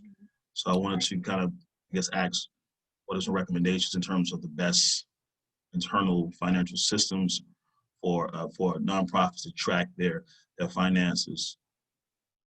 So system, I know Excel spreadsheet we use currently, but is there something that particular donor was looking for to be able to give them the amount of money, the dollars? So the thing was, in that particular situation, what my final recommendation is that here we are in a situation where you have an organization that is doing good work, and they have been taking care of business, like they've been doing for their community way before this other organization came in. And they've been managing it. The donor comes in and says, well, we want to give you this money, but we want you to do it our way. My recommendation in that case was, you have this person who knows her organization, she knows the money and that kind of thing, but she doesn't know the technology systems. So instead of trying to train her, right?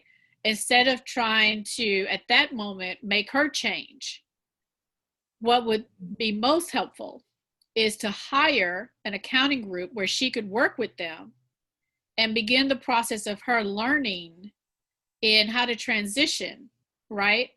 But it's really hard when someone has been doing something for so long a certain way. It's so hard to change that habit, right? And sometimes it can create more problems. So my recommendation was, It's great. And we bought part of the budget. We bought her a new laptop. We bought the QuickBooks, software and everything. But I knew it was going to be very challenging for her to keep up with it. And that was going to cause her more stress and really keep her from what she's best at, which is running that organization, doing the work, hiring people, being out in the community. This wasn't something else that she needed to take on.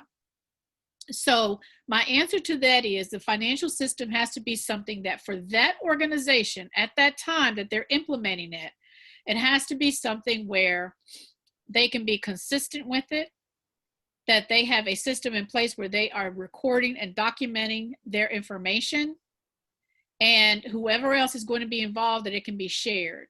So you can do that with a Google Excel. You can set that up. It can be something that is set up with Google Docs. An Excel program or Google Docs. QuickBooks, some of these other software programs are great. But again, if you're not going to use them, tell people it's just like writing a business plan. If you're not going to use it, or even a sustainability plan for your nonprofit organization, if all you're going to do is hire somebody, write it, looks all pretty, but then you put it on a shelf and you don't ever go back to it, right? That's supposed to be a tool for you to use ongoing. Then what good is it for you? So if you're currently on paper, the next switch maybe is, can you get on an Excel spreadsheet? Can you use Google Docs, especially if you have other people who are sharing that information? Would it be more useful to you to pay for a service, an accounting service that will do those things for you? Would you have it in the budget? Would there be an opportunity for you to have that in the budget? Or could you pay someone? You could have volunteers. Sometimes volunteers come in with great skills. Again, if you're going to use volunteers for any of your money stuff, there has to be things in place, just like if you were going to hire somebody. Sometimes people will say, oh, well, my auntie wants to help me. She supports my nonprofit organization and she wants to come in and help me keep my books. And auntie offers that, but you have no clue or idea if auntie knows what she's doing. And so even when people volunteer, there needs to be things in place that you have that they can prove to you that the skills that they say that they can use or want to help you with, that they're able to do that, because it is a business. And it's okay to say no to free stuff sometimes, right? Like sometimes free stuff is not good stuff. So, and regardless of whether it is a volunteer or a paid person, you would treat that person the same way as if you were going to hire them, in that there are checks and balances in place. Are they doing what they said they're going to do? Do they understand what are the requirements that you're needing, especially if you're having to do reporting for your numbers? Do they get all of that? Can they be committed to, if they're volunteering their time, are they going to come in on a weekly basis, on a monthly basis? Can they help you pull reports? Do they understand the system? Is this a system that you have access to? Is it just what they have available? And so then if they are out of the picture or they leave, you no longer have access to that. So there's a lot of questions that you need to ask going into it. If QuickBooks is something that you feel comfortable with, I would say you could check into that. Of course, the cost for a QuickBooks is going to be higher. I do want to share with you, there is so some of the resources. How many of you are familiar with Techsoup or are members of Techsoup? Is there anybody here that is? Okay. So I see Tolupe is. If you are not a member of Techsoup, here's the information. I learned about Techsoup a long time ago. I think they were like just kind of coming out. Techsoup was created to provide access to nonprofit organizations, either for free or at a high discount, technology associated items such as services and products. So for example, people being able to get software. They started just with software, being able to have access to software. So like at the time, nonprofit organizations could get free software, right? And so like a QuickBooks, they would be able to, you have to apply, you have to show that you're a 501c3. Now with Techsoup, they have grown into not only providing software, but hardware as well, and also classes. In fact, I just signed up for one because I wanted to see what it was, but Techsoup has partnered with the Microsoft nonprofit center, technology center, to be able to provide free classes. So if somebody's out here and they're like, right now we're using paper to keep up with our numbers, you know, I don't know Excel, they're offering Excel classes for free. They also offered about a month ago that they would have experts you would have like a 60-minute session with one of their website experts to have them give you to assess and evaluate your website and give you recommendations on things that you can do to soup up your website.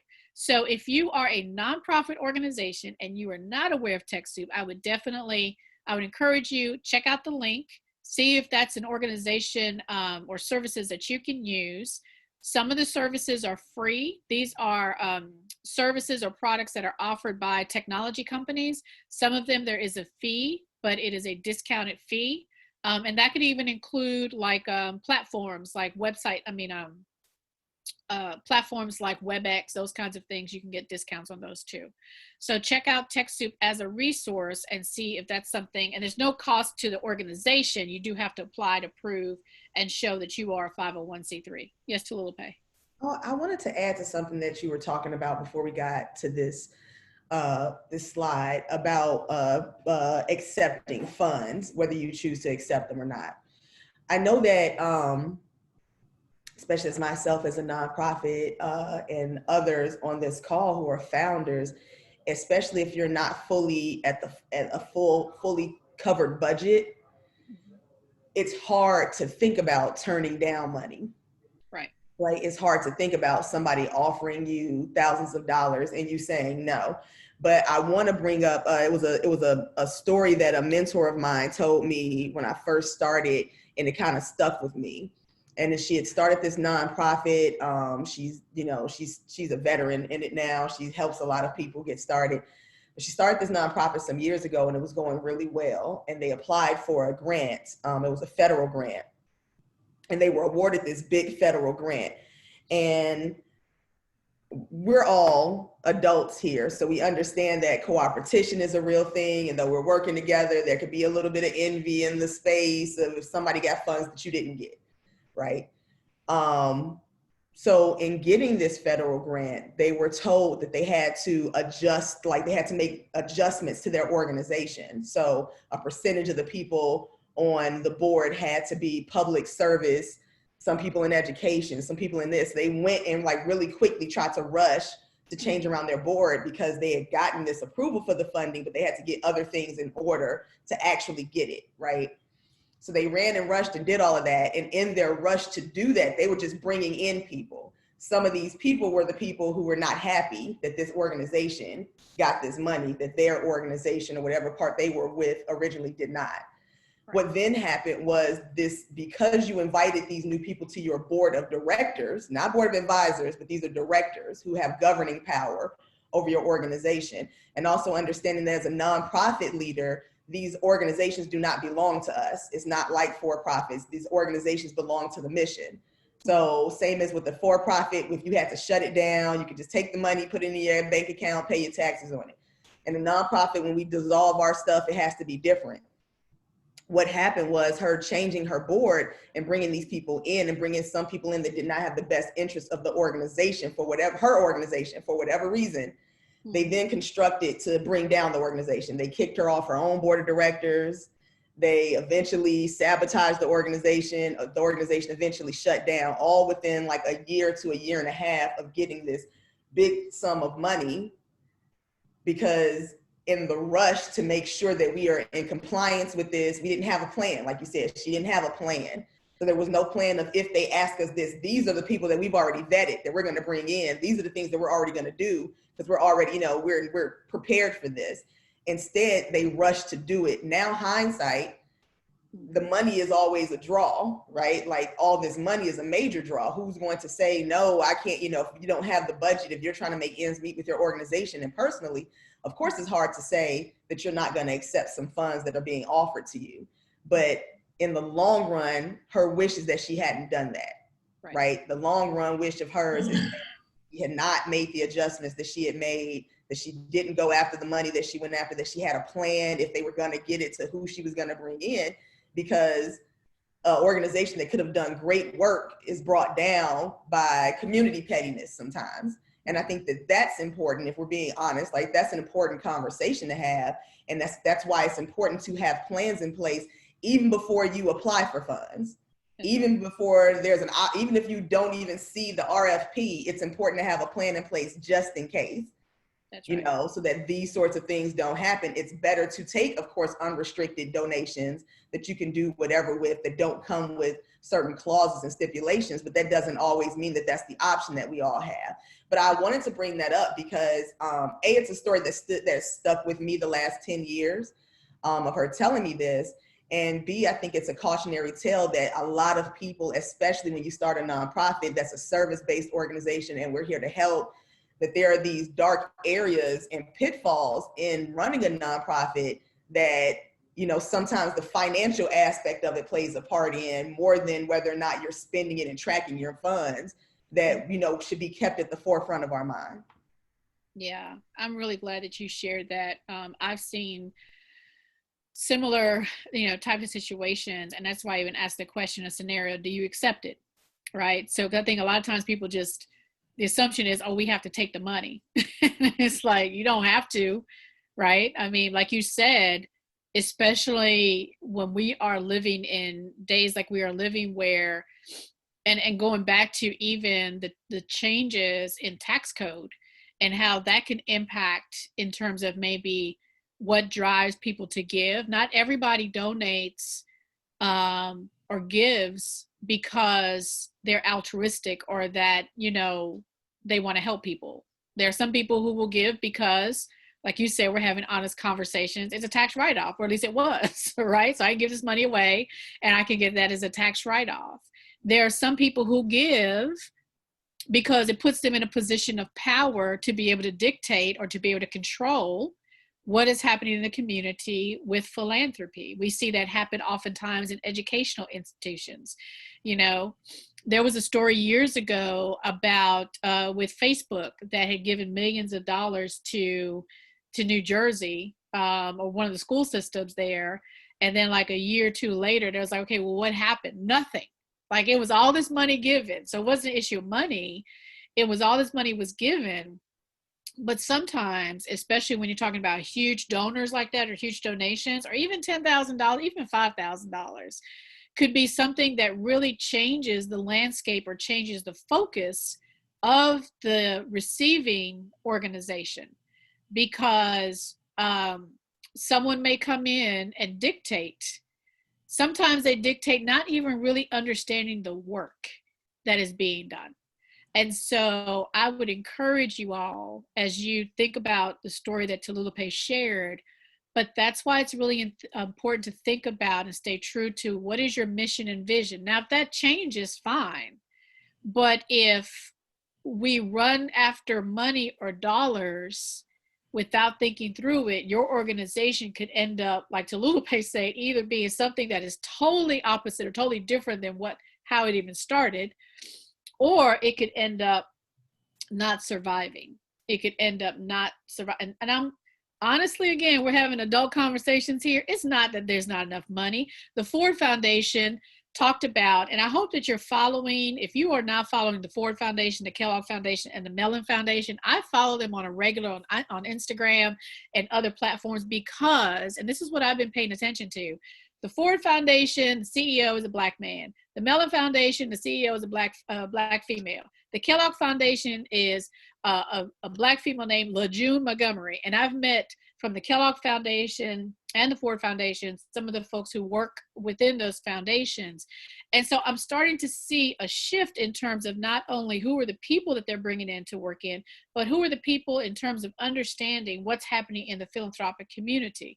Well, the Ford Foundation recently, through their Instagram and all other platforms, they talked about the amount, the billions of dollars that go out in philanthropy and how there's only scratching, like the amount of money is so, it was about like 1%, 1 to 2%, I think, of that money was even going into Black communities or into organizations that are Black led or focused on doing work in the Black community. So it's not an issue if we don't have the money. The money's out there, right? It's a matter of understanding when it comes to the funding and the resources that are available to us, what are those, where are those funding sources and resource funding? What are the relationships that we're developing? What is the work that we understand that we're doing? How do we make sure we stay in front of people and are creating awareness of the work? There's so much that goes into it. And that's why I tell people, having a nonprofit organization, having a for-profit business, it is both, they are both businesses, and we have to have these plans in place. There has to be a marketing plan, there has to be a financial plan, there has to be an operations plan, all the things that you would do if you were going into having a for-profit business.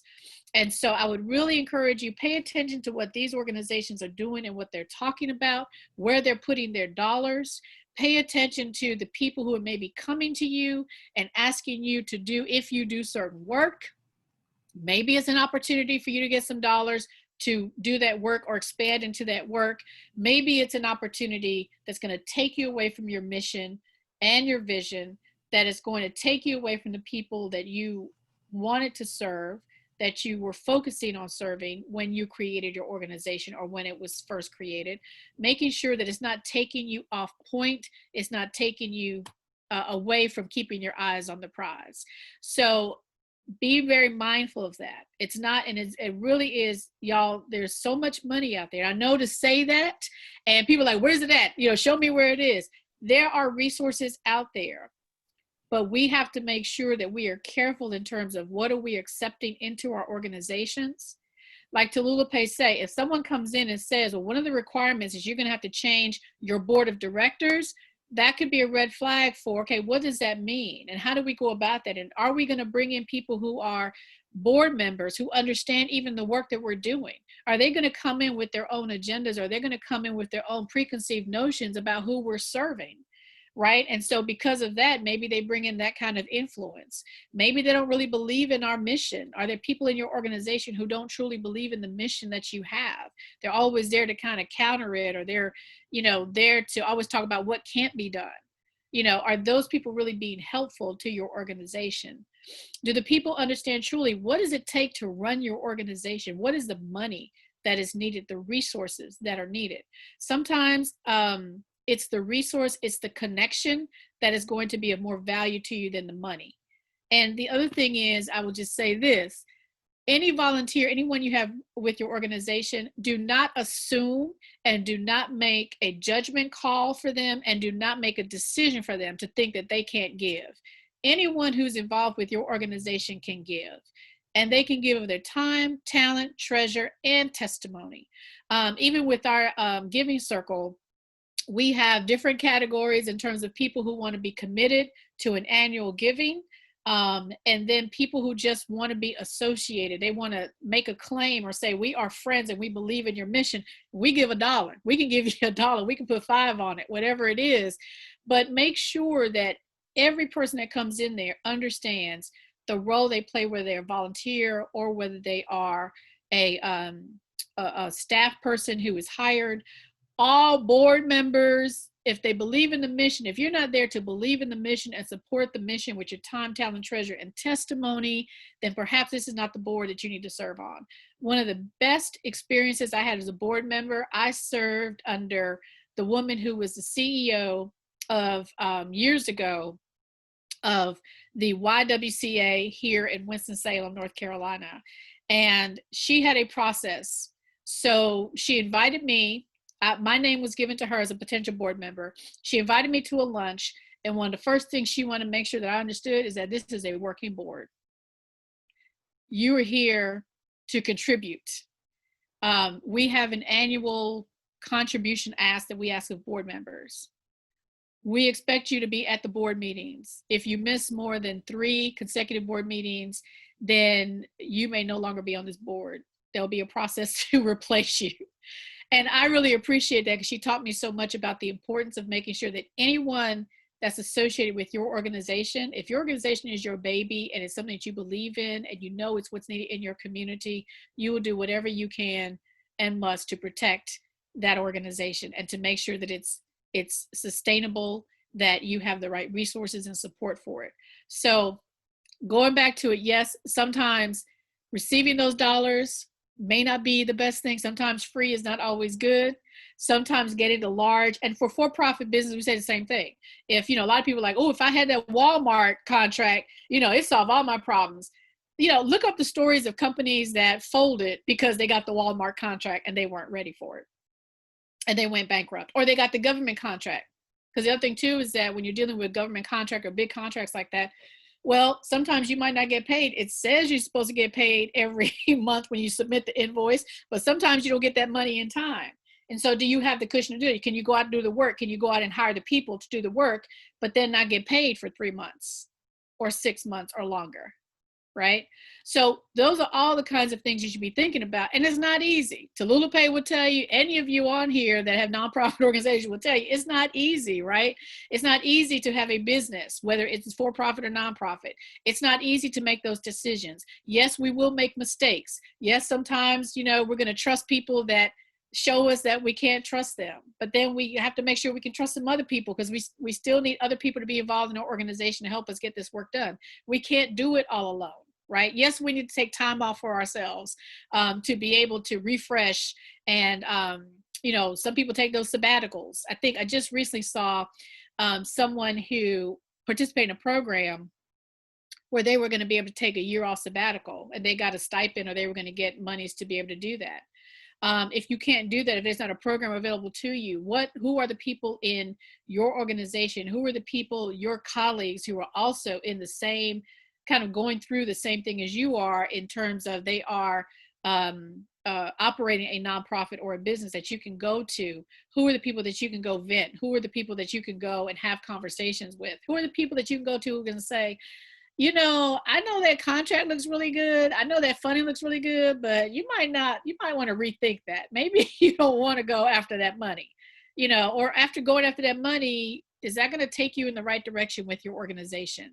Or is it going to really influence your organization in a way that that's not really going to benefit the people that you say you want to serve, or that you're here to serve? So thinking about all of these things, I think it's important. Like I said, it's not easy. And sometimes we will make every time we make the best decision we know how to make. And then we come across some new information, and it's okay to change your mind. It's okay to change the course. It's okay to go in a different direction. Okay, so any decisions that we make, whether they are our organization dollars or our individual dollars. And for people who say, well, I'm just so behind on an individual basis, I'm in debt, or I just got myself in a situation I don't know how to get out of, or I just don't know what to do. At any point, something can change, and you can change your course of action. You can change your decision. You can change your habits. You can change your behaviors. But you do want to seek out people who can help you make those changes and are going to be there for you. And it's more important for them to help you manage through those changes than sell a product or service to you. So that's the other thing you have to be careful of. And nonprofits have to be careful about that too. I will say this to Tawana, I'm gonna come to someone who has a question. I would seek out, just like anything else, interview people. If you're looking for the website, I'd check in with the Techsoup. If you're not already a member, I think the Techsoup and Microsoft Tech Center classes are free. You don't have to, you can sign up free to be able to be part of those classes, and then they'll have a list of different free classes for you. So I don't even know if you have to have a Techsoup account. You can go in and sign up, and then that way you have access to these free courses that is being done through the Microsoft Tech Center. So I just wanted to say that. Okay. Someone had a question. Yes, I did. I know we're closing out the time, and I don't want to prolong the time, but I did have a question. This is kind of a two-part question for my personal and also nonprofit. What advice would you give in terms of kind of disciplining yourself to budget and manage your money? What advice in terms of being able to discipline yourself to develop, this skill or this natural, consistent, way of living? Is there any advice you can give in terms of conditioning yourself to discipline yourself? Right. So I would just say quickly, if you can find what some people call accountability partners or other people who are trying to do the same that you are, or people who have kind of gone through the process themselves, working with a professional advisor, or an advisor, and that person, or a trusted advisor too, is what I would say. So it could be someone who maybe maybe someone in your group, in your network, you say, it just seems like this person always has their stuff together. Maybe reaching out to them to see if they will help you by sharing kind of what they did. But it really is there's going to have to be something, a mindset shift or something that connects with you that makes you think, okay, I need to really get serious about this, because you will be the person who will decide whether or not you'll continue on with it. Okay. Reach out to me if you want to have further discussion on that. But I would say if there's something that you can tie into where it's going to hold you accountable, whether it is a system that gives you alerts or if it's a person that gives you alerts. All right. Thank you all so much. I know we've gone over our time. Hope this has been helpful to you. Hope we've made you think. Hopefully you'll stay awake at night thinking about what we said, and you'll reach out to the resources, and of course, reach out to us. And I'll throw it back to Talulupe or to Kala to wrap us up. But thank you again for the invitation. I've enjoyed it and hope you have. Thank you. Thank you so much. I want to just, before we close out, just really quickly, I also use Mint as a budgeting app that I put on my phone. You connect it to your bank accounts. And it'll basically tell you where your money is spending. So it'll give you a grid on what percentage of your monthly budget has been going towards food or entertainment or bills. You can set alerts to only having a certain amount be spent in each area each month. So then Mint will give you alerts when you start getting close to your budget or going over your budget. Mint.com is actually a really good app.